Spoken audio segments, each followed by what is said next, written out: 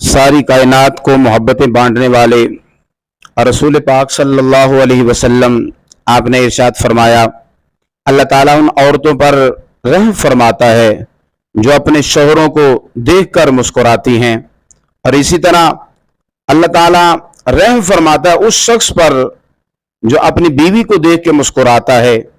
बीवी को देखकर मुस्कुराना ये नबी पाक सल्लल्लाहु अलैहि वसल्लम आपकी सुन्नत करीमा है, और ये सब सामान ज़ौजैन के दरमियान मोहब्बत बढ़ने का है और जनाकारी और हरामकारी से बचने का है।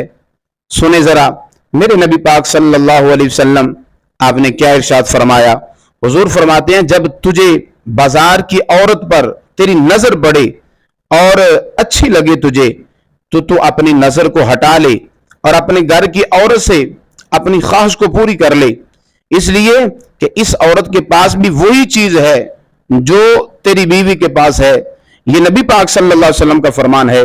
अब मैं कहता हूं कि रास्ता और बाजारों के अंदर जो फिरने वाली औरतें हैं उनका बनाव श्रृंगार और ज़ेबो ज़ीनत बहुत ज्यादा होती है, और वो इस तरह बनाव श्रृंगार करके बाहर निकलती हैं कि गैर मर्दों की नजरें उन पे पड़ती हैं, वो गुनाहगार होंगी।